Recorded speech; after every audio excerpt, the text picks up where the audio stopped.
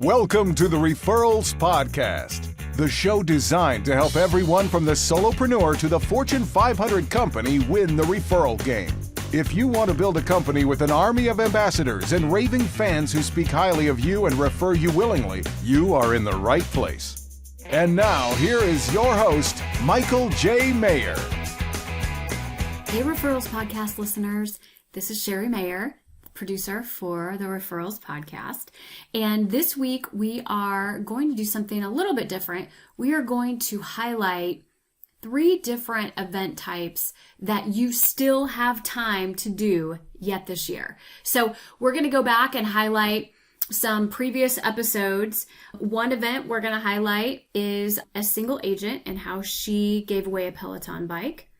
Our second guest, we're going to highlight an agent that did a office level event. It wasn't even her team event. She tagged on to her broker level event and how she maximized that event. And the third event that we're going to feature today is a holiday or Santa event. So buckle in. This is a long one, but this is a good one. And these are 3 events that you still yet have time to do this year. And speaking of events, I want to give a quick plug to our event mastery class that's coming up. We're starting next week. So if these events intrigue you and you think it's something you might want to do, but maybe want to have somebody kind of help walk you through week by week to get that event going, we are starting our next event mastery class. So you can check that out at eventmasteryclass.com. And here's our episode.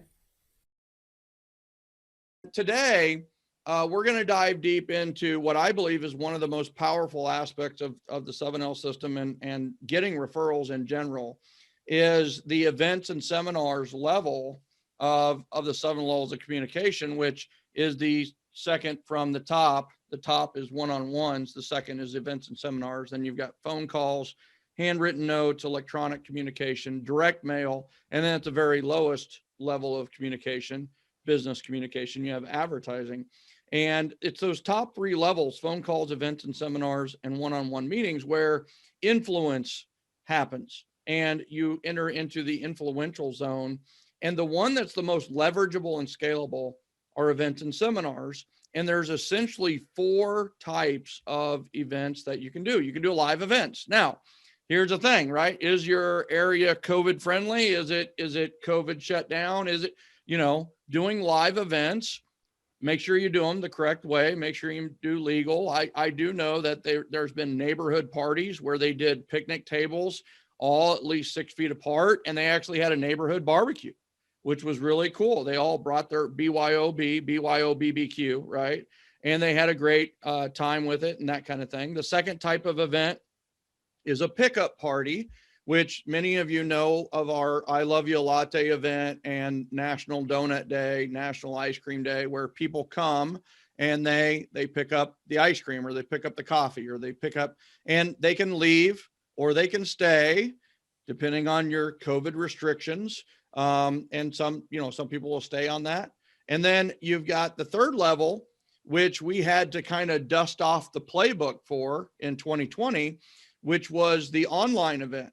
Like a Zoom party, like a Zoom happy hour, like a Zoom seminar where you teach by Zoom. And many of us got very, very used to using this tool called Zoom. And then the 4th type of an event that you can do is called the grand giveaway. And, Torrell, Chauffeur White out of Washington, just emailed me. She got 16 referrals, and 42 outgoing referrals for her sponsors at her last grand giveaway event. And one of the best grand giveaway events that I've ever seen conducted. And I just saw bits and pieces of it. I can only imagine what her clients saw and what her friends saw, was the one that was conducted by Kimberlee Meserve. And we're going to dive deep into that today. And today our guest is Kimberlee Meserve. You need to know her. She's out of Boston, Massachusetts.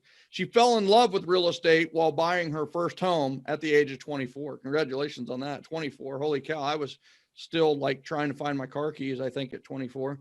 And what's interesting about real estate is that Kimberlee fell in love with real estate while buying her first home at the age of 24, but real estate has fallen in love with Kimberlee over the last several years as she has given so much to this industry. She still has an obsession with real estate even to today. In 2018, which for those of you keeping score at home is only 3 years ago, she founded Street Property Team. Check her out at streetpropertyteam.com. After being an agent on her own and other teams for the first 3 years of her career. That same year, she created the Bruise and Buying First-Time Homebuyer Workshop, events and seminars, which is now Boston's biggest first-time buyer workshop. Awesome. She has proudly helped hundreds of renters become owners and investors. And listen to this. She was Realtor Magazine's, which is the biggest magazine produced by the National Association of Realtors, 30 under 30 award winner. And so she has gone from 30 under 30 to Referrals Podcast. And we just want to say, welcome to Referrals Podcast, Kimberlee. Appreciate having you. Thank you so much for having me. That's quite the introduction. I'll tell you, I do my best on that, right? And it's just like, I found that the better my introduction, A, people pay attention, and B, it's one of those where it's like, I don't know, it's kind of fun for me. Because here's what I really believe. I believe that the guests of our show have gotten so awesome that I have to do a great introduction. It's held me to a higher standard, right? I mean, I even shaved. I even put on cologne for you, Kimberlee, and we're not even in the same room. Like, I smell so good right now. My hair is looking good. Like, I actually took a shower. I'm flattered, but what I'm really dying to know, since I can only see you from the waist up, are you wearing real pants or not? Or are you wearing sweatpants? So that is a story for another day, Kimberlee. Part of the mystery and the illusion of this show is only seeing really from the waist up on this show. So thank you for asking. And it's all good. It all matches, right? Which is good. So, so let's fast forward to 2020. And I'm telling you, this got on my radar. You were already kind of on my radar. I was already becoming a fan. And then the Peloton giveaway. And I feel like there should be like a little dun, dun, dun. So you did the Peloton giveaway. So what is that? And what I'd like to do is I'd like to go chronological, if you're okay with that. Like, sure. Literally, like the plan. I'm a chronologically minded guy, I guess. But it's like, you have a planning sequence, you have an invitation sequence, you have a confirmation sequence, you have an event sequence, and you have a follow-up sequence, right? That's event mastery class. And so that's kind of, if it's okay with you, go through it, sure. Kind of that flow. And then people are like, literally mentally, they can go through November and December and like, all right, so this is kind of how this flowed out. But one of the things that you kept repeating mind share, right? Which, we do need to stay top of mind, but we need to remind that we need to stay top of mind in a good way. They're staying top of mind, being ridiculous or being political or being religious or being, some of these other things. In this case, you're giving away something with so much value. I mean, in some ways, you could be saving the life of the person who wins this bike because they get on it, they exercise, they lose weight, they get in shape, they have fun, and their life is better, Yeah, and I think that as real estate agents, I actually was spending some time reflecting on this morning because I have, like, my Facebook friend list is maxed out, and this isn't like me bragging, but most of those people are real estate agents. Yeah. And I was scrolling through my feed, and it was like 5 posts in a row of the same people asking the same question. And I'm like, oh my God, like, come on, guys. And it was like, if someone knocked on your door today and wanted to buy your house, would you sell it? And people think that that's the mindshare strategy. If we've done a good job at the beginning of establishing ourselves as the professional, we don't need to keep reminding them. Like, when your dentist calls you, you don't think, what do you do again? You're like, no, that's my dentist. And so when we're coming to them with something of value, with an excuse to talk to them, then that's a totally different conversation. So you just asked me to go through it chronologically. So I'll kind of like walk you through the process. So people I think fail in events because they fail in the planning stages of it. So I spent some time, I think really the inception for this idea was in midsummer, maybe July. And I kind of like did some research, then had to put it on the back burner, then did some research again. And I wanted to make sure like, okay, I'm spending $1,800 on something. I want to make sure that this is successful and we're getting a result out of it. We're not just going to slap this together. So I spent some time just kind of reaching out to other agents that had done giveaways, not necessarily Peloton, but like I know Tony Baroni is a good agent in the Tampa, Florida area. They do a lot of giveaways on their team. And there was like a video that I saw of them sharing their system around it. And I think they do things like restaurant, like date night type things or like fishing excursions. But I just kind of like looked at their system and all the things they had shared. And I was like, okay, I like that. Like, I'm going to take that. And then I talked to a couple other people that had done giveaways successfully. And I pretty much just like borrowed all the best things that I liked from it. And we planned out a bunch of touches before. So 2 weeks out from the event, we texted everybody to give them a heads up, put this in your calendar. I doubt anybody did, but it really was just so that we weren't like slapping them upside the side of the face day of being like, call us like to win a Peloton. It was like when we reached out again, it wasn't a surprise. It was more of a reminder to them. So 2 weeks. Kimberlee, real quick on that. So if you were, I don't mean to interrupt you, but I want to set the scene for everybody to make sure they truly get the gist of this is like, if you were to describe the Peloton giveaway in like 2 or 3 sentences, like what is the Peloton giveaway, right? It's you're going to give away. How are they going to win it? Right. So call in between 9 a.m. and 5 p.m. for a chance to enter a Peloton. Super simple. So you picked a certain day. Let's call it December 12th. I think it ended up being what's Giving Tuesday in December. That wasn't intentional. It just fell on like, well, we don't want to do it right before Thanksgiving there are no accidents. It happened on Giving freaking Tuesday. It happened on Giving Tuesday because it needed to happen on it. You were giving Peloton on Giving Tuesday. I didn't even know it was Giving Tuesday until someone told me. Well, like I said, there are no accidents. It happened perfectly and on the perfect day. So 9 to 5 on Giving Tuesday, they were to call in and all they had to do was call you. Yeah. I gave them a number. We set it up through Number Garage. There's like a bunch of different systems you can use. And essentially they call into this number. It's like a contest hotline and that number routes out to all my team members. So if the first person doesn't answer, it rings to the next person and so on and so forth. Easy. It's a telethon. And the only difference is instead of giving money, they're getting a Peloton. Exactly. And we didn't require anything from them. If someone wanted to call in and they didn't want to like us on Facebook, they didn't want to follow us on Instagram, they didn't want to send us a referral, that's okay. Right. The act of just calling in and giving us your name and contact information got you 1 entry. I love it. And thank you for doing that because honestly, now everybody in their head is okay. I can picture this. So now let's go 2 weeks before Giving Tuesday. You sent a save the date email. Maybe they kept it. Maybe they didn't. Email, sent a text. I find that a huge amount of my database is kind of like millennials because we do the first time homebuyer workshop. Yeah. And I think it's just important to communicate with people in the way that they want to be communicated with. My database likes to be text. Like I know that we always talk about having voice to voice conversations in real estate, but I'm going to talk to the people in my world in the way that they want to be communicated with. So 2 weeks out, it's like, hey, just so you know, we're doing a Peloton giveaway, save the date. And then the day of, what I did, and you could do this through a mass text, but it's going to totally bombard you. My intention was to do it through a mass texting service, but the service wasn't working that day. And it ended up being kind of a great blessing in disguise. Wow. I went through and I manually texted everybody in my database in like blocks at a time. And you could tell like we would get, when I was sending those texts out, we would get flooded with calls in. So if you sent everybody a text at once, like there would be so many people that you would miss. You were sending like 20 at a time on your own? Yeah. How many do you have in your database? We have about 1,500 people. So you text messaged 1,500 people that day? I probably got to 3/4 of them, but yeah, as many as I could. Yeah, that's awesome. And so as soon as you sent out the text message, they started calling to win a Peloton.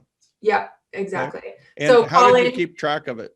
Yep. So what we did was we created a Google form that collected their name, phone number, contact information, like all the basic contact info. So I gave all my team members a script of what to say when they call in. And it was like, okay, for one entry, we just collect your contact information. If you want to win additional entries, and we had like a great way of phrasing it, I'd be happy to share the script with you if you want to put it into like the show notes.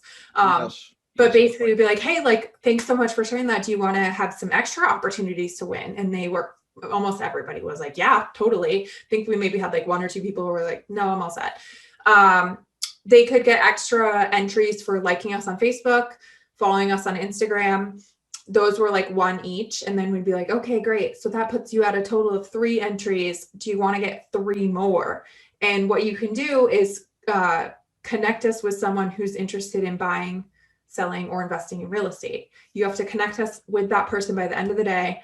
And that will get you 3 extra entries. And I had a couple friends that were like, they wanted that Peloton so badly. They were like, I am going to find every person, damn it. Excuse my language. But it's fun. Like, people, you'll see how competitive some people can be about winning. Totally. And you gave them a way to get more entries. I just did this with a Super Bowl square contest that had similar results, right? If you do this, you can get more entries. And I mean, you're competitive. My sister is super, super competitive. The Mahers are pretty dang competitive.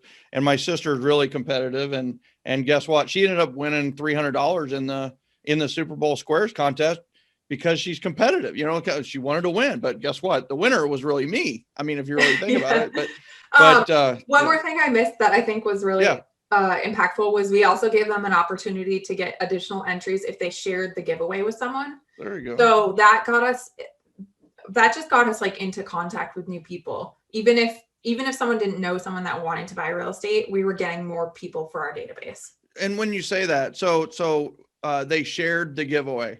So tell a friend about it. And then when they would call in, we would say, how did you hear about this? Yeah. So, did you give them anything to share, or was this entirely verbal? So if I called in and said, all right, you can get some, if you like, if you follow Instagram, if you tell, connect us with someone, and then you go, if you share it, did I get anything to share it, or what were the instructions to share it? If you share it, so tell your friend to call into this number before 5 p.m. And if they mention your name, we'll give you additional entries. I love it. Brilliant. You're getting a lot of mobiles doing this. Yeah, like we got a lot of new contact information for our database. Yeah, I love it. Now, here's the thing on the Peloton. At the time, they were big time back ordered. Did it arrive on time? Did that happen? Okay. So it was a past client of mine that what we ended up doing was I was going to order it on their behalf, like after we picked the winner. And then I was like, well, they might want, there's a lot of stuff you can get when you buy a Peloton. You can get like extra accessories, a mat, shoes, all this stuff. And I was like, they might want all this, and that's not going to be included. And it's cheaper when you order it all at once. So I actually ended up just Venmoing it was past clients of mine that won. I Venmoed them the money. And then they sent me a picture a couple weeks ago. They won their Peloton, and it came in the mail or got delivered. So the clients text message you a picture of the Peloton that they won, right? And you're in communications. I'm guessing they probably shared it on Facebook and will continue to share it. Hopefully they'll use it, and then they're going to share their weight loss story and how this all, it all just kind of rolls beautifully. And I love, we talk about like the grand giveaway something that is somewhat luxurious, that is really cool, but they'd never buy it for themselves. Exactly. I mean, I love the whole thing. And how many touches did you make between 2 weeks out, save the date, and the day of the event? So, and there's also some after event ones as well. But before, it was an email 2 weeks out, a text message 2 weeks out, then day of, there was an email, maybe the night before, don't forget tomorrow, call in. There was an email, and then texting people the day of. So there was 4 touches leading up to the event, and then the opportunity to speak voice to voice with them on the day of the event. So now we're at the end of the day on the event, there's 5 touches all together. No social media? Oh, plenty of social media. Okay. But that I don't count that. I don't know. I feel like I'm always posting on social media. So that's just constant brand awareness for me. Well, it still touches. I mean, tons of touches. I mean, something goes viral, that could be 1 million touches, and I'm guessing that this obviously went somewhat viral because I'm not sure if we're friends on Facebook, but I definitely got wind of this. I definitely noticed and was part of the social media swirl, around this event. So that's there's nothing like a touch that you don't have to do anything for. Those are the best touches ever. Yeah. All right. So they won the Peloton, and 146 people didn't win. They're all losers. Well, everybody was winners, because what I decided the day of, we're really big with giving back to the community. And so the day of, I decided okay, I didn't know when we planned all this out that it was Giving Tuesday. And then I found out the day before from one of my team members, and I was like, okay, how can we give back through this? Because that's what I really care about. And so we donated $1 for every person that called in to the Greater Boston Food Bank, and my lender matched that. So we ended up donating about $500 to the food bank. And I actually had agents that are referral partners of me. They were like, hey, I know you probably don't want me entering to win your Peloton, but can I donate money to your cause? Which I love. That was really the win for all of it. So even though they didn't win the Peloton, they were still giving back to the community, and that's a huge win in my mind. And then the day after, so we kind of did a lot of I'd like to do Instagram stories, Facebook stories, hey, we're at this, hyping it up along the way. And then I let everybody know when it was going to be, the winner was going to be announced. So we did a big Facebook Live drawing at noon the following day. I love it. Kimberlee, once again, thank you so much for being a guest on Referrals Podcast. I really appreciate you. Thank you for having me.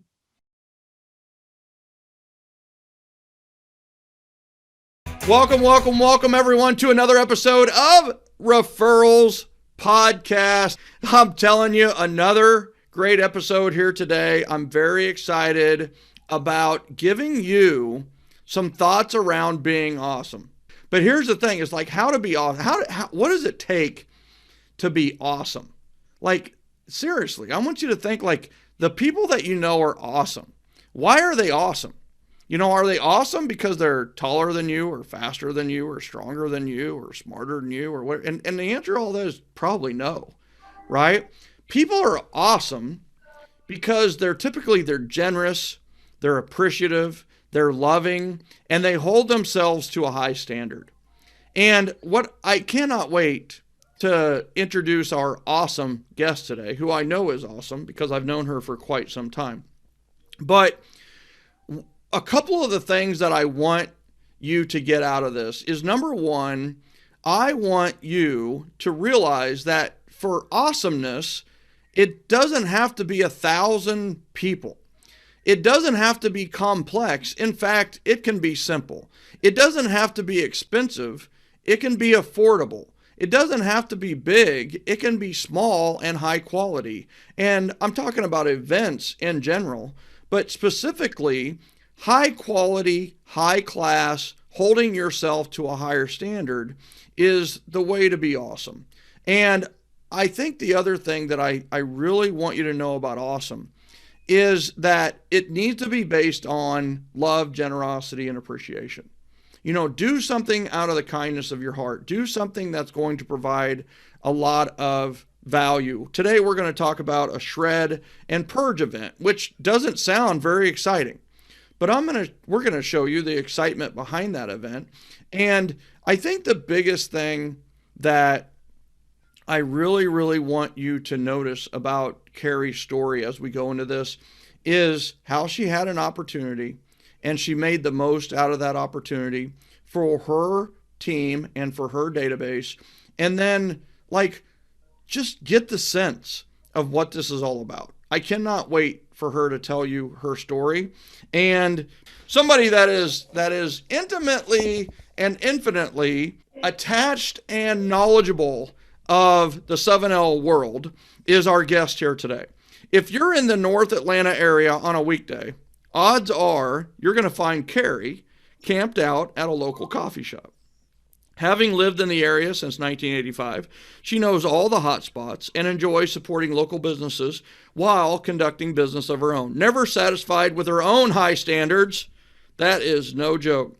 That's my interjection right there. Carrie is constantly learning and pushing herself to be better. Her continued quest for knowledge helps her stay up to date on the latest methods and technologies. This thirst for knowledge, coupled with her warm personality, enables her to provide unrivaled real estate expertise and genuine from-the-heart service. Smart, creative, fun, these are all my words that define Carrie. When she's not doing her real estate thing, you might spot her rolling around town with her two sons, Cash and Brady, and or husband, Tommy. Carrie and Tommy met while attending Georgia Tech and are proud today to call Roswell, Georgia, home. Welcome to Referrals Podcast, Carrie Qualters. Welcome. Woo! Referral Podcast. I'm so happy to be here. Thank you, Michael, for having me. I love it. It's like Wayne's World. That's what I thought. It's Referrals Podcast. Podcast. That's awesome. Well, I so appreciate having you on. For those that don't know this, Carrie coached with myself for many years, probably, I don't know, 10 years ago to about 5 years ago, and just totally embraced and went 100 miles an hour with the 7L system. And she is very, very, very referable and does her business primarily by referrals. And we could talk about a lot of things that she does with systems and processes and technologies and tools and things like that. But the one thing that we're going to focus on today is an office level, so not team level or agent level, office level, brokerage level event that was held called Shred and Purge. And it was held on May 1st, which is a Saturday, between noon and 3 p.m. And that's the first thing that I want to talk about, Carrie, before we jump into maybe the specifics of the event, is why May 1st and why Saturday from noon to 3. I love all of those, but tell me more about why they worked and why they work. Yeah, you bet. So we wanted to do our event in spring because spring cleaning, everybody's cleaning out basements, cleaning out closets, and we wanted to give people an opportunity to get rid of all their junk, right? So we do this event annually in the spring.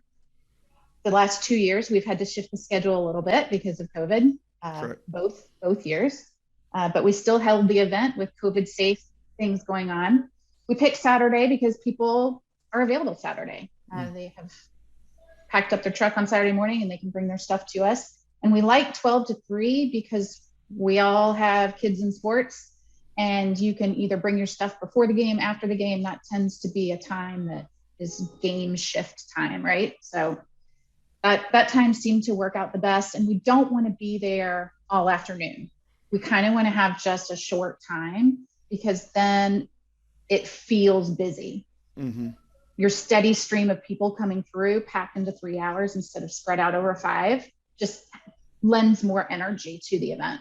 Oh, I love it. I love everything about it. Saturdays make more sense because people are out and about. You're not robbing anything on Sunday, and the 12 to 3 makes perfect sense, especially in a sports crazed town like Atlanta or anywhere else, honestly, is if people have games, and some people may not even know this, especially with baseball, is their games are probably 8 and 10 in the morning or 10 and noon.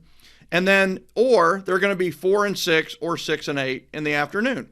Right. So the genius of what Carrie was just saying is we're going to go 12 to 3 because people are going to be most accessible. They're going to be most able to make it.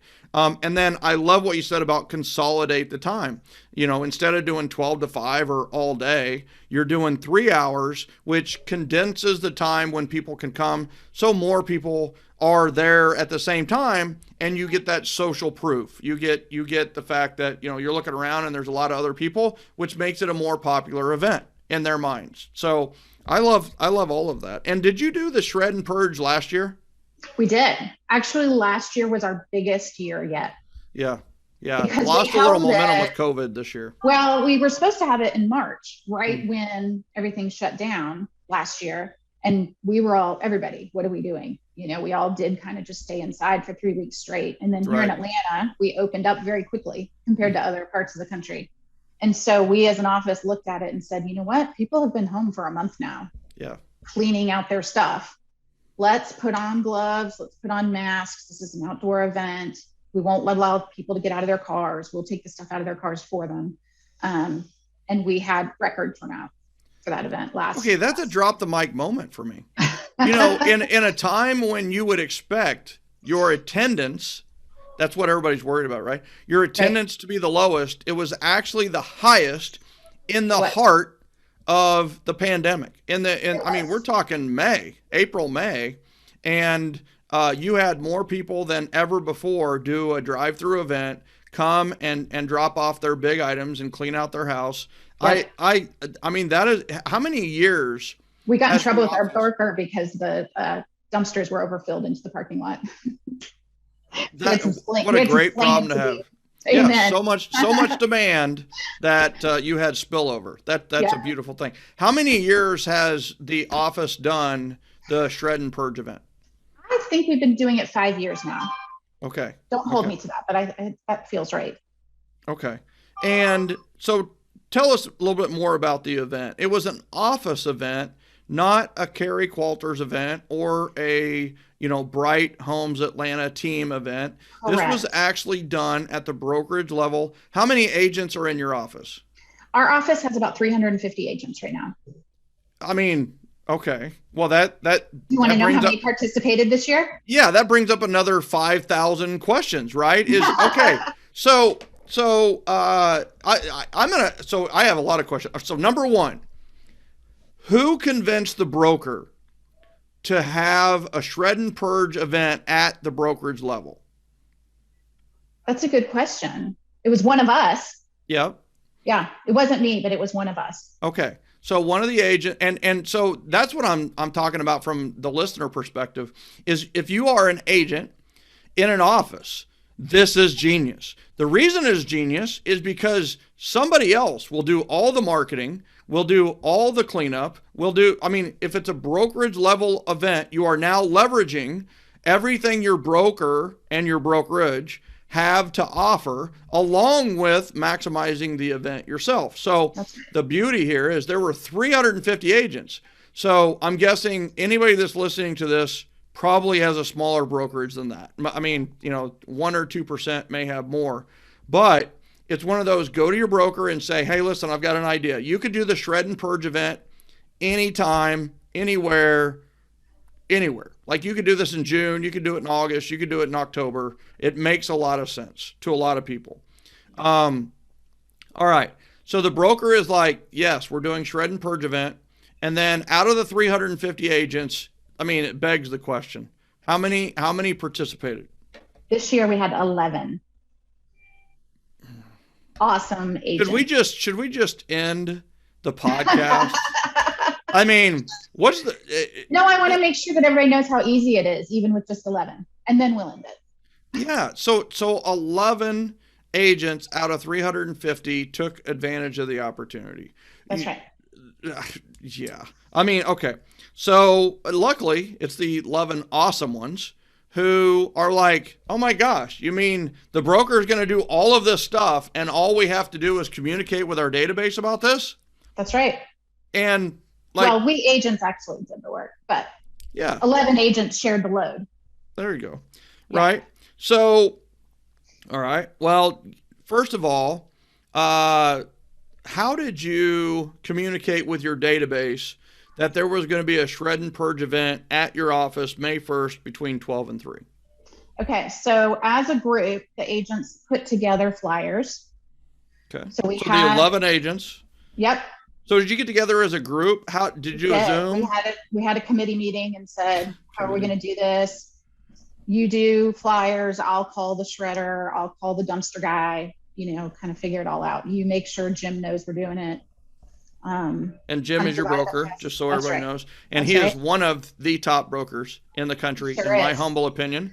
I've spoken probably more at his office than any other office in the country. So I'm a Jim Armstrong, Jim Alexander fan.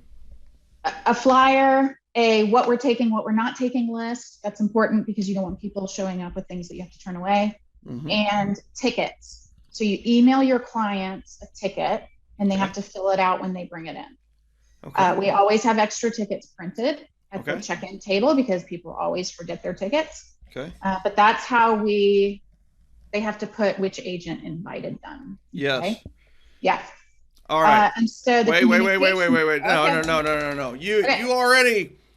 All right. So what was on the flyer? The flyer in general says, shred and purge this date and time. Please come get rid of your clean out stuff and visit. Here's what we take. Here's what we don't take. Must have a ticket to get in. Right. That's right. Now tell me about the ticket. What was on the ticket? Was it ticket white? Was it gold? Was it like how did you run it this year? The ticket is an 8.5 by 11 white. Okay. Says shred and purge on the top. We added our Bright Homes Atlanta logo to ours. Okay. It's got client name, phone number, address, and agent who invited me to the event. Okay. Did you put any other questions on there, like about sponsors? Well, if I had done it, we might have added some check marks about, do you know anybody who needs to buy, sell, or invest in real estate? That's right. Let them refer you without any pressure and all the, no time constraints, right? So that would be a good thing to add. Yeah. So I like that though. I mean, so that's the beauty is you could tweak the ticket, right, to make it your own. And all right. So were there sponsors of the Shred and Purge event? So one of our lenders. Okay. Brought us lunch. Okay. So the lender, hey, listen, that's a good start, right? That's a good thing. All right. So who's the lender? Who's the lender? We got to give them a shout out if they provide lunch. Supreme Lending brought our lunch on Shred and Purge Day. All right. All right. So Supreme Lending brought lunch, paid for lunch, hung out. That was good. And then okay. So the flyer goes out and they also get the ticket through email. So was there more communication with your database than just email? Absolutely. Okay. So what'd that look like? So the MailChimp email goes out. Yep. And then a follow-up text a couple days later, wanting to make sure you saw our email. And then we take probably the top 20% of our database and go through and call and say, we'd love to see you. Yep. That includes, the people we touch the most often, upcoming clients. This was a great touch for sellers that are coming and working on their house, because what a service to them. They're cleaning out because you're making them clean out. Yeah. And so bring their stuff. Now we've got a lot of sellers kind of in situations right now. Yeah. Yeah. Right. Yeah. 100%. We've had a year and I totally get it. And that's one of the things that I love about Dumpster Day or Shred and Purge Day is it actually attracts potential sellers. And the thing is when is the best time to sell your home? When it's clean and when it's decluttered. And what's interesting is if your real estate office or your real estate team or you as a realtor are holding this event, what happens is this is actually a really good excuse for them to ask you questions. They'll come down and the dumpster day or the shred and purge is the excuse, but what they're really doing is like they need to kind of be convinced that maybe they should sell. Or they're gonna ask questions about selling. Did that happen at all during the event? Most people bring a small amount of stuff that they totally could have dumped somewhere else. They're coming to say hi. And from far away, surprisingly. So people really don't need much of an excuse, especially now that we've been cooped up for a year, to swing by and see other humans. Yeah. How many years again? I want to make sure that. 5. Yeah. 5. So this is kind of a 5th year anniversary deal. And that in itself is something I hope people write down from this is it's not a one-time event up and down and done. This is an annual event. So guess what? People can plan around it. They know it's coming. There's a familiarity with it, which is very Right. referable. So I love that. I love Yep. that. Okay. So I have to tell you, I absolutely love the follow-up text message after the invitation saying, hey, listen, did you get the invitation? And of course, I love the calls. Did you do the calls in a call night format, or was it kind of a divide and conquer and you just did them, 10 at a time, like a first and 10 or an hour of power or something like that? Yeah, it was more like an hour of power. Okay. Yeah. All right. What'd you say? Like what? How did are you okay with role playing? Like, Sure. invite me to your shred and purge, because I'll be honest with you, I would have liked to have been invited, but I wasn't, and I live right down the road from you. You were, and Sherry came. Oh! Oh! I think I just broke my mic. Oh my God! How cool is that? You just weren't paying and that tells you how often we talk. So Yeah, Sherry and her dad came by. It was super fun. That's awesome. Got rid of some junk. That is so good. So, and you got the invite to the right person. You invited Sherry and her dad, right? So That's right. That's right. that is so good. This is a historic Referrals podcast moment right here. We need to note that I was invited. Oh my God. That's right. Yeah. So I love that. And so let's role play it or go Sure. through kind of how that conversation went. Like what, I'll answer the Yeah. phone. Hello. Hey, Michael, it's Carrie. How are you? I'm doing all right. Kind of dealing with this COVID stuff and figuring things Yeah. out. It's been a crazy year, right? Yeah, for sure. Listen, I've sent you a couple of emails recently. We're having an event in a couple of weeks, and I would love for you to stop by. We're helping people clean out their houses and giving them a place to dump their junk and get any shredding done that you have. So Ooh. shredding costs can add up sometimes, and we're going to do that for free for our sphere. So we're going to be at the office on next Saturday from 12 to 3. If you've got anything to drop off, I'd love for you to come by. If you don't, swing by and say hi sometime. What? So yes, I do have things. So do you take refrigerators? We do. Wow, that's Yep. that's an awesome one. Do you take tires? We are not allowed to take tires. Yeah. How about batteries? We can take batteries this year. That's cool. How about Yeah. furniture? Big furniture, like an old Tons of couch? furniture. That's right. How about We an take old that all day TV? Old TVs, bring them. Dang, I love it. You got all that junk sitting in your basement? Not anymore. My My wife just because went to Sherry the brought it. Shred and Purge event on May 1st. So, no, that's awesome. So, I mean, here's what I hope people get from that. Is like, how freaking easy is that? And that's the thing, like picking up the phone to have that call, so easy, right? So easy. Did And you guess ever? what, Michael, if you don't come, Yeah. you still feel like I gave you something. That's right. That 100, and not only that, but on May 1st, you bought some branding space in my head because even if I don't attend, I'll think about the fact that you had the event and invited me, Yep. but here's the other thing too. Just remember the power of like you had the event and I didn't get invited. Right. So that's a lesson for everybody. It's just like, hey, listen, the more of those invitations that you get out and make.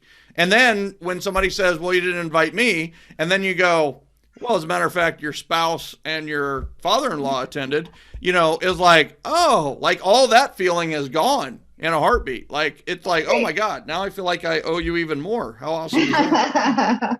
So, yeah, then you've got social media opportunities when you take pictures at the event. You can MailChimp afterwards and say, we had a great event. We collected this many tons of stuff. Yeah. Love that. Welcome, everyone, to another episode of Referrals Podcast. The rumor is this is going to be episode number 221. There are people out there losing bets today that bet that Michael Maher and Referrals Podcast would never make it over 200 episodes. And baby, we broke through that barrier doing an episode every single week. But 221, I'm telling you, it's like, that reminds me of one of the most hilarious moments in a movie ever. Like Mr. Mom, right? If you remember Michael Keaton, he's Jack in this movie. And so he loses his job. And he thinks, you know what, I'm going to get a job really quickly. It's going to be easy. Well, he doesn't. Ends up his wife has to go to work and he becomes Mr. Mom. Well, as part of being Mr. Mom, he starts doing handyman jobs. He starts doing handyman jobs around his own house. And then that becomes kind of his job. So he goes to one of their friends' houses and they're walking through the house. And, you know, it's one of those where, you know, the guy goes, well, you know, you're going to use a 220 outlet for that, right?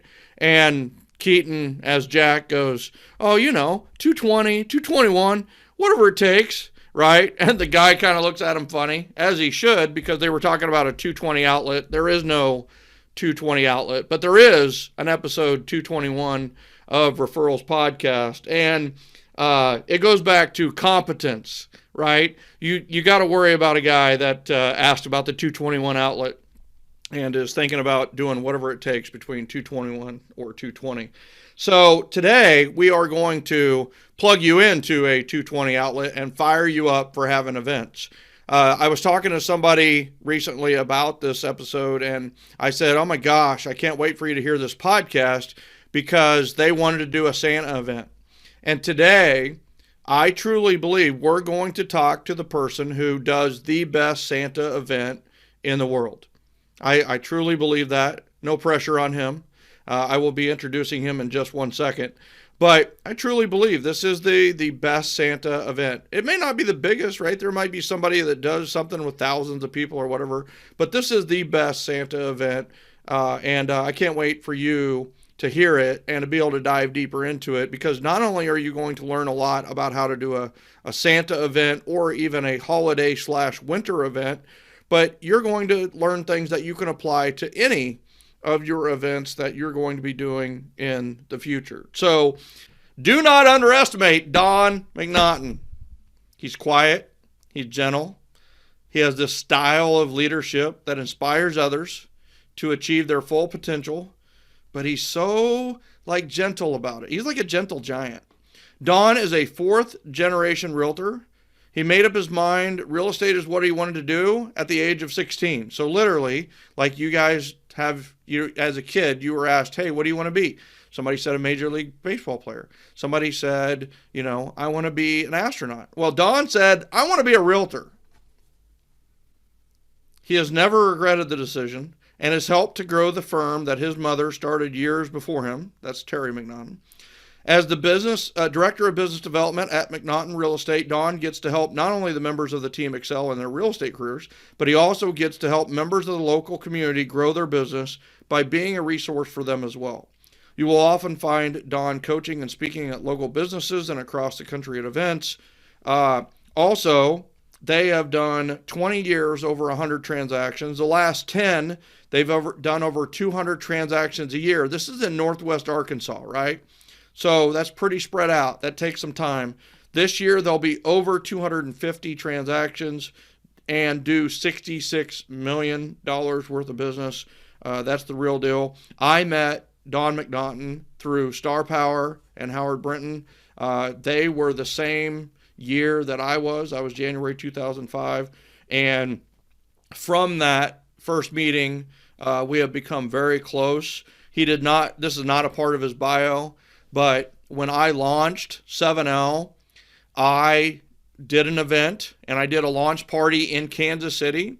And true to form, I invited everyone.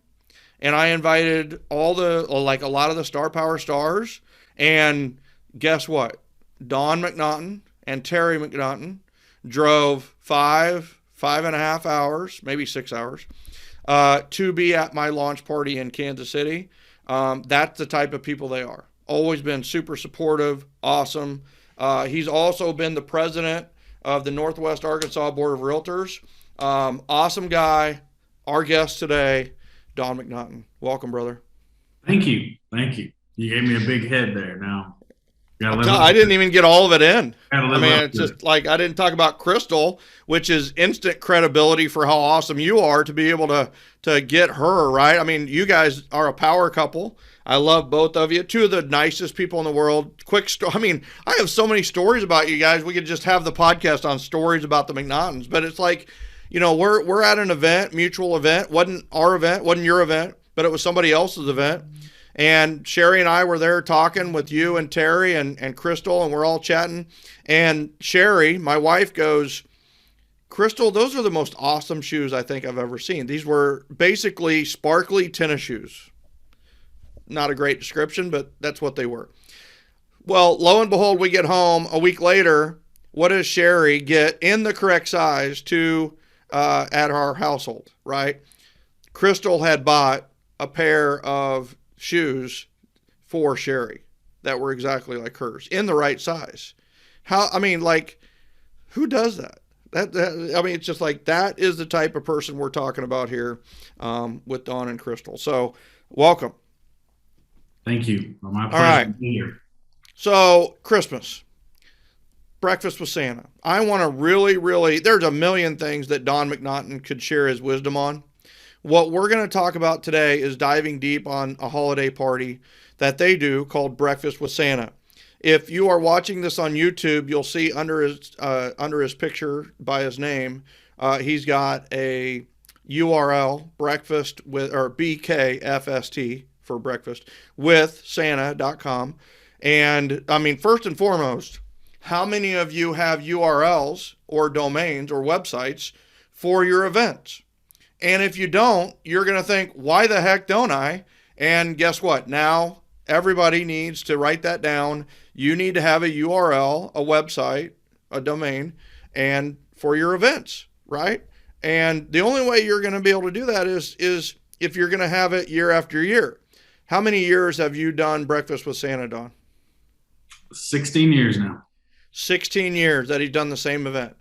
Now, I'm going to tell you how cool this is that Saturday, it was the second Saturday of December, and I just want everybody to know that Max had a game, and then we were eating lunch, and I literally thought about Don McNaughton, because he always does his Santa event the second Saturday of December, and it's in my head.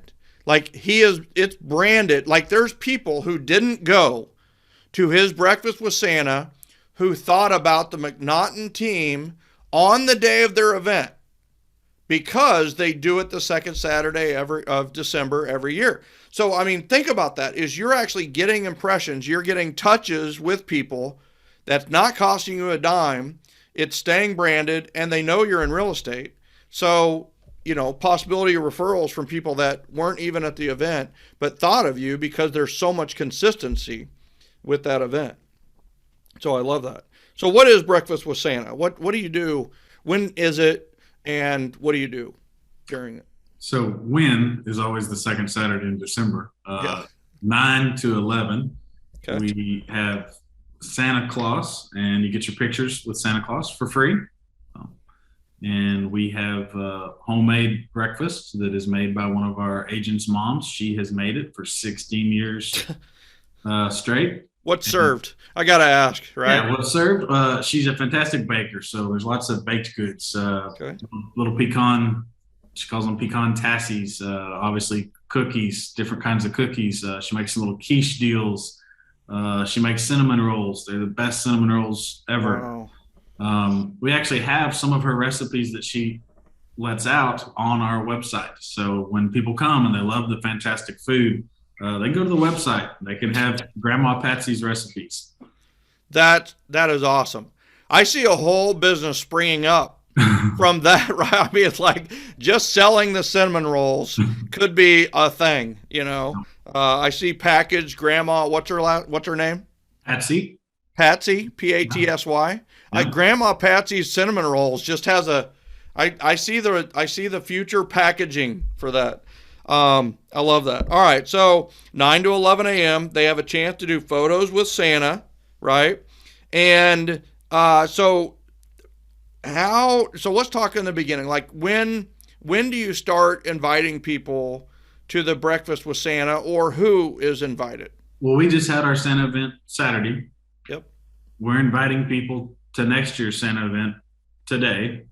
I see.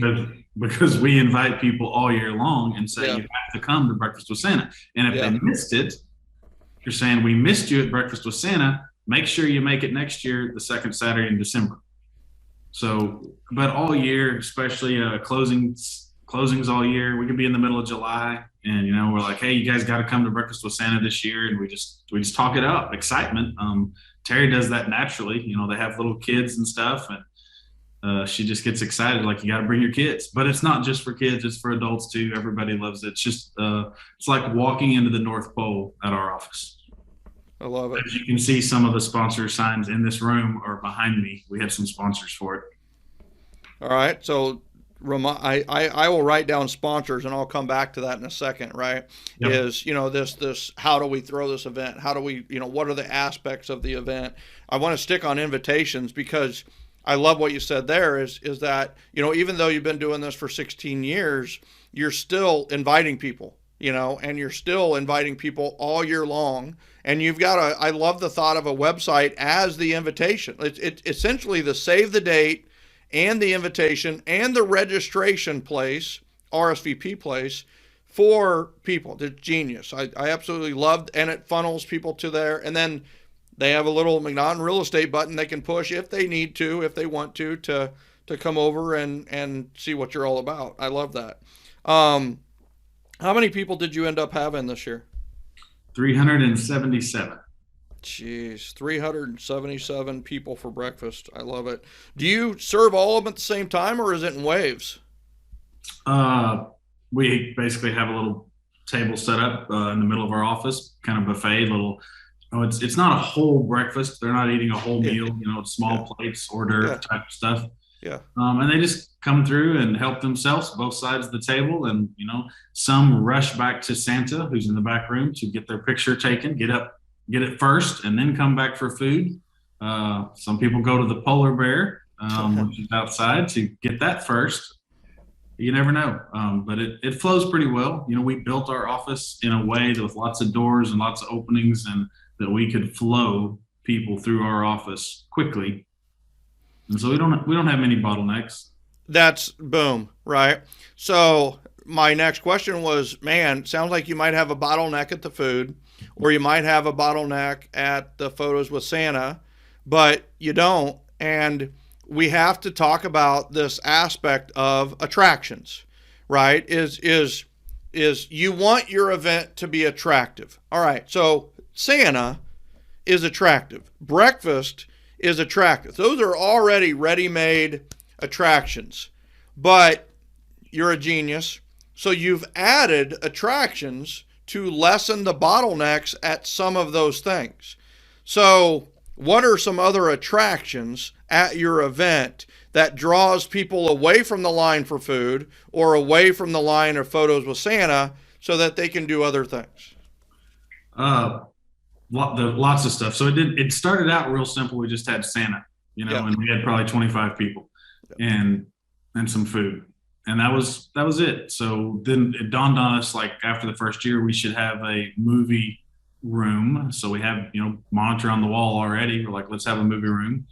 Let's bring in some coloring sheets at first. And then we said, let's bring in crafts. So we did crafts. We now turn that into where we give them. COVID really helped change some things from last year and stuff. So we actually, and this year we did too, we gave them the crafts to take home with them. Again, just trying not to pile up and have people stay here for too long, just because it gets full. And in the beginning, you wanted them to stay because you had 25. Yeah. Now you've got 377, so it's more of a, come and then leave, right? They come by for whatever they need to go and then move on. But so, I can't believe you didn't say reindeer off the bat, dude. We'll talk about that. I have to tell you, that's one of the greatest. I mean, your kid doesn't believe in Santa Claus, right? Well, some kid is doubtful, right? I mean, Santa's real. We all know that. But it's like, you want your kid to believe in Santa I want my kid to believe in Santa forever. Like, I had him go to their breakfast with Santa and meet a freaking live reindeer.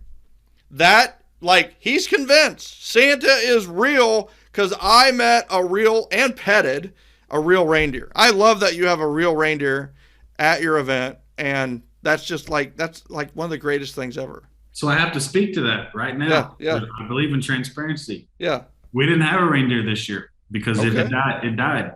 Oh, I'm sorry to hear that. Yeah. So it wasn't our reindeer. We got it from a guy that Rented reindeer, Yeah. and it died. So but knowing that we have to have something, and the kids have to see something. You work with what you have, and we do have a family farm. My cousin runs that for us, and so he brought a baby calf in, a little baby calf. I love we it. put a Santa hat on that baby calf, and absolutely the kids and adults loved it. Honestly, about as much as the reindeer, because surprisingly, a lot of people don't ever get to see a baby calf. Yeah. And it tells you how rare and hard it is to have a live reindeer at your event. I mean, like, and it is funny, is like, we're in the Atlanta area. There is somebody you can rent a reindeer. We checked on it. Like, there is somewhere, but it's really hard to find. And if it is available, what people might think, well, no, that's just going to be Michigan or Minnesota or some of the, it's like, no, check it out. Just check on it. There might be the ability to have a reindeer at your event, no matter where you're at. So I love that. And I love, it's all good. The concept here that we're really covering is attractions. You've got to have some things that are going to, if you just have food, then you end up with this huge long line of food and people get frustrated and, they need other things. So all of a sudden your solution, or, what we've said is, give them clipboards and have things for them to do while they're going through line. Well, what's an even better solution is give them something to do that's really fun and consistent and in alignment with what you're doing, which the photos with Santa makes a lot of sense, with the breakfast, with the calf, with the Santa hat or reindeer, right? And the movie room makes a ton of sense for the kids to have, the Polar Express playing on repeat or whatever it may be. Love that. Any other attractions? What other things were there for people? So we bought a polar bear mascot. So we have a polar bear. Love that. One of our sponsors, who's a banker, volunteered to dress up. Oh, so it's not a real polar bear. I'm just kidding. Well, no, yeah, not a real polar bear. But after seeing a real reindeer, they had to be thinking real polar bear. So, yeah. All right. The polar bear is a young man that's done it for a few years for us, who's really tall, and he makes a great polar bear, great with the kids. We did get one of our sponsors that we're just good friends with, volunteered to be an elf. So, I mean, when you get in the spirit of it, and it's such a wonderful event, people will come to you and they're like, hey, I can do this, I can do that. Well, how about you want me to play live music? We've had live music before, just because somebody volunteered and said, could we do that? So there's lots of things, like you say, attractions around the office, inside and outside. We have a Santa's gift shop, which is actually a 1966 Airstream that we remodeled. And it's like a food truck thing. The window flips open and we give out gifts out of there. We give out teddy bears. It's all good. So we have teddy bears. How many of those did you give away? I don't know on the count on that. We again, one of our sponsors jumps in that truck, and we had several things. We had T-shirts, we had teddy bears, polar bears. We have a little lunchbox that we specially had made. We put the crafts in. There's no crafts in this one, but we just made it fun. So I know we had 100 of these. I know we have none of these left. So that was rather quickly, but there's other things that people can get. And sometimes, we buy a bunch when we do it, and we'll keep them. We don't put a year. There's a tip. Don't put a year on something. Don't say Christmas Bear 2021, because whenever I have 100 left over, because I bought 500 one time, those will be later on gifts. And after a few years, we have several things, and that's kind of what we did this year. We actually didn't buy anything new this year to give out at all, because we just had 100 of several things that we've had over the last few years, and people go up and choose what they want. We had some T-shirts too, said I saw Santa at McNaughton Real Estate, and had the artist drew all the stuff on that T-shirt. I love it. Great advice with the no year. That way it's forever. The only thing that you would want to put a year on, if you wanted to, is you could do like those Callaways do in Arizona, and they do an ornament every year, right? So if it's a collectible, some people do glasses, which are like have a Santa on them or a reindeer or a polar bear, and it's like collectible glasses. And people, I mean, literally, like the Callaways have people who will fight for an ornament for the year to keep their collection going. You know, they don't want to be like, yeah, I've got one from 2013, 14, 15, 18, 19, 20, right? They got to figure out where's the 16 and 17. So we gave out ornaments too several years. That's how we started out a long time ago, was ornaments, and we gave out Christmas CDs when people used to. Yep. The big thing of having music on a CD. Yep. We did that. We probably do have some ornaments with some years on them. We even pulled away from putting years on those, but we had a different ornament, and some people would add to their collection. But we still have a few left over from some of those. Some years they were more popular than others. I love it. And we talked about, we talk about in event mastery, we always say, hey, you need to make sure that you have three things with every one of your events. You need to have an entertainment aspect, you need to have an educational aspect, and you need to have like a charity aspect, right? So I'm hearing a lot of the entertainment and the educational, right, with a lot of the stuff that you're doing.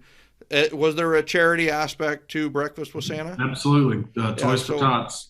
Okay. Toys for Tots for 16 years. And we collect tons of toys. We get donations to go buy toys. So we actually are going today, because it just happened Saturday, to go buy a whole bunch of toys and to fill up. But we have my team is actually putting all the toys we've collected around the Christmas tree right now, because we take a picture and we're going to post it, and you'll see that on my Facebook page. So follow me on Facebook to see what that looks like here later on today. So just search for Don McNaughton on Facebook and they can find. And I'm guessing that you took a lot of photos and you took videos as well at the event. Yeah. If you go to our website, you can see photos of it and stuff on there. We do password protect the photos that parents could download for their kids, so you won't be able to access those, but you will be able to see some videos and stuff of some past Breakfast with Santas. It looks pretty much like that. Last year we did a drive-through Breakfast with Santa, so we have a video of that, and we put those on our Facebook page and our website. So if they look us up, McNaughton Real Estate, Don McNaughton, they will find us. This year, do you want me to talk about this year being more of a challenge? So I was going to ask you what changes you had to make because of COVID. Is that filter into the challenges of this year? No, but okay. So just talk about about both. Last year was a shift because we couldn't do it inside, so that's where we came up with the idea of putting the crafts in a box. We're like, we're gonna have lunch boxes handed out through the door. Santa was on our front porch and it was a drive-through. That was great. That was fun. It was way faster. And we like that, but everyone really wanted to get back inside. So we went for it this year, back inside, and we kept some of the things to not have 20, 30, 40 kids in a room making crafts. We said, let's stick with this lunchbox deal and give them the crafts. So we like that. The challenge we had this year was that we hadn't really done this standard event that we've done for 16 years. We hadn't done it in 2 years because we did it in 2019. That meant 2020, we didn't do it. So there's 1 year, and all of a sudden it's 2021. It's our second year. So when you go without doing an event in 2 years, and you kind of forget, you're like, what does it all take? My whole team knows exactly how to do it, but we all were struggling at, where does that tree go again? And I mean, it just got hard. And, but we got to go back and look at the pictures. We did recreate it, right? We did, and we've had checklists before, but we didn't have a checklist and that we were looking at, and we underestimated. We thought, oh, we got this, and we found ourselves literally finishing up Friday night for the Saturday event, which is rare for us because we have been prepared a week in advance. Because the the Santa deal for us is hard because whole office has to be decorated. Whole office has to be completely spotlessly clean. Nothing on any agent's desk anywhere because people are going to be sitting there. Right. So again, we kind of make it hard on ourselves. But the drive-through Santa, no one was coming in our office. And nobody bothered to clean off their desk that year. Right. This year we did it more normal, and we just underestimated the time it would take, I guess. But we got it pulled off, and it was fantastic. And we were nervous. We weren't sure how many people would show up with the pandemic still being out there. I think 377 is pretty good. Phenomenal. You bring up a phenomenal point on the checklist. Is there are a lot of people that, we just had a couple of people go through event mastery class, actually 3, who did their first event ever. And, the nice thing is one got 12 referrals, one got 8, one got 6. So from the very first event, they got referrals. They literally are going to get business from doing it, going through the event mastery class, kind of running it the way we teach. And one of the things that I really want to reinforce to everybody listening to this today is that act like you're going to do the event every year. So when you're doing the event, write down what you're doing. Create a checklist for your event. And it's really easy to build off a checklist versus trying to reinvent it every year. If you want to improve your event, it's going to be really hard to do that without a checklist because you're just trying to put together the basics, So I love the reminder of make it a system. If you're ever, that's the old adage. If you're ever going to do something more than once, make it a system. Write it down. Make a checklist for it. So that's really, really good advice. We always had done at the end of the Breakfast with Santa, we would have a meeting. I guess I can't think of what it is. Debrief. What went right? What went wrong? Yeah, the red RWB, right? Red, white, and blue form, and that. Yeah. And figure out what we could have done better. And so we still do that, and that becomes our checklist for the next year. That's right. It's just the 2 years off, we kind of forgot. We were more in tune with what we did outside. I'm like, we're inside. We forgot. We got to clean off our desk again. Yeah. Love that. So let's talk sponsors, right? So sounds like you had some sponsors for this event. We did. Right? So tell us about that. How many and how'd you get them, and what have you discovered about getting sponsors for events? Yeah. So you should quit trying to keep this amazing event to yourself. Yeah. And only be yourself. This is probably our third or fourth year that we've actually allowed sponsors to be part of it. And they're calling us now. They call us in November and they're like, I still get to sponsor Breakfast with Santa, don't I? And we had people at the event handing me their card. They're like, we want to be part of your event next year. So please let me know what the sponsorship levels are and what we can do. So when you build an event and it's good, it ends up being great, people come to it and they want to be a sponsor. So don't be instead of being scared to ask for a sponsor, which most of us are, I've been there, where I don't want to ask for a sponsor. You're really doing a disservice to your friends.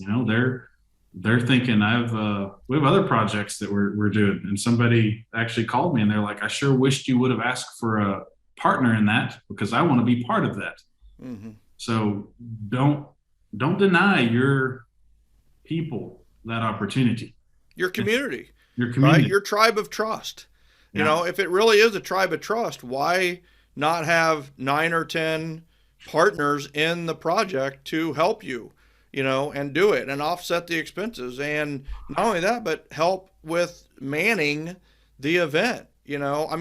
It's impossible to serve the way you should serve if it's just you. Straight from Star Power, right? Leverage. The only way to serve, are you doing it the best you can do, or are you doing it the best in the world? The only way to do it the best in the world is leverage, is having several people who are, doing different things at the same time. So that's awesome. So, go ahead. Anything else on sponsors? Yeah, well, I'll show you real quick. We everybody that comes in our door that day got our little handout, which shows our team and has our McNaughton office on there. Inside, it tells them how to download their pictures for Breakfast with Santa. There's Grandma Patsy's homemade recipe. Nice. And on the back is all the sponsors that we have, and we had different levels of sponsorship. Sam's Furniture is our premier sponsor, and it does help offset costs. It actually helps raise money. This is what it should be, right? I mean, and here's the other thing. I know some people are like, well, I'm just trying to put my first Santa event on or my first holiday open house on.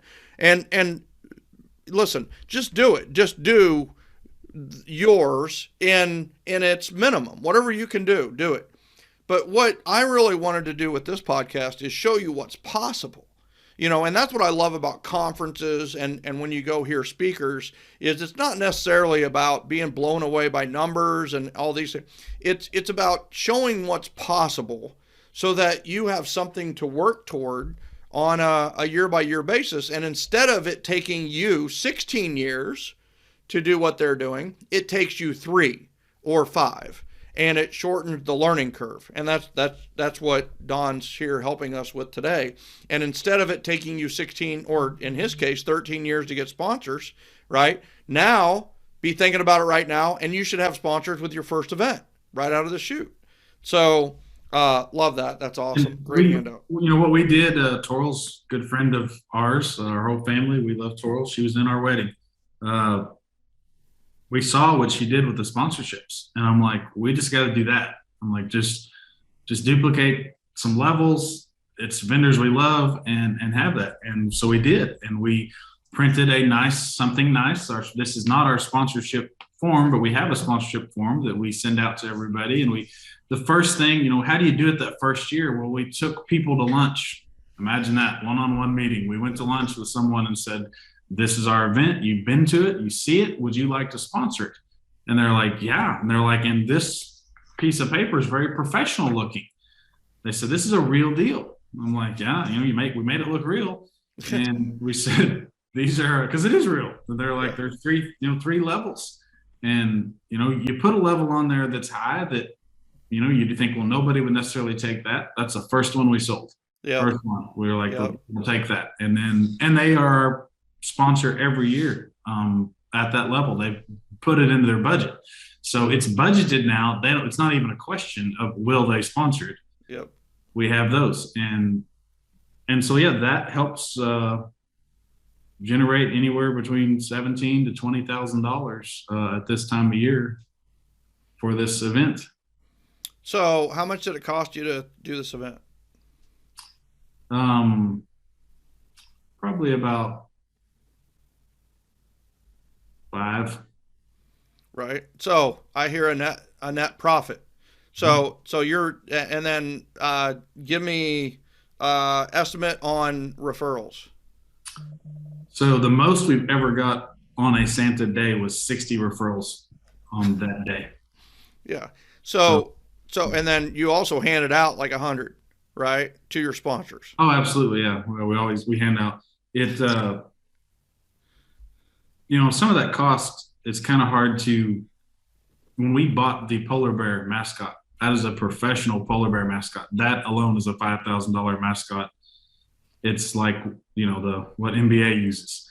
So, but we buy that. We know we're going to keep it forever and use it for years. Yeah. So some of those costs are kind of hard to figure out. But, so you have to jump in with both feet. And, we'd done it 10 years before we went and started buying things that were big and making it grander.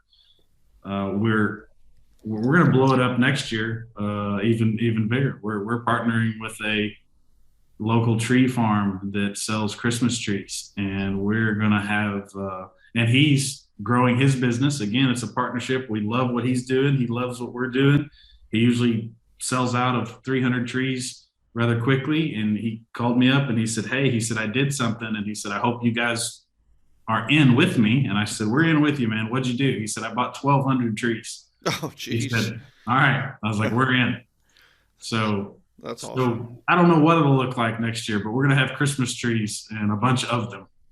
that's what I love about sponsors, though, right? If it's up to you, or if it's up to the individual to have the event, then they always feel like it's coming out of their pocket to make it bigger or bolder or badder or better or whatever it may be. And when you have sponsors and the sponsorship income is greater than what you're spending on the event, all of a sudden you really start to learn what an abundance mentality is all about. Because you're like, oh, I'm going to make some money. And I mean, that's what I love about your event is you're making money. You're making money on the event, and then you're making money on all the referrals that you get. It's like the best of all worlds. So the cool thing here is that, you have sponsorship income that's over. Well, all of a sudden when you buy a polar bear, mascot, $5,000. Well, it's like, well, the sponsors help do that.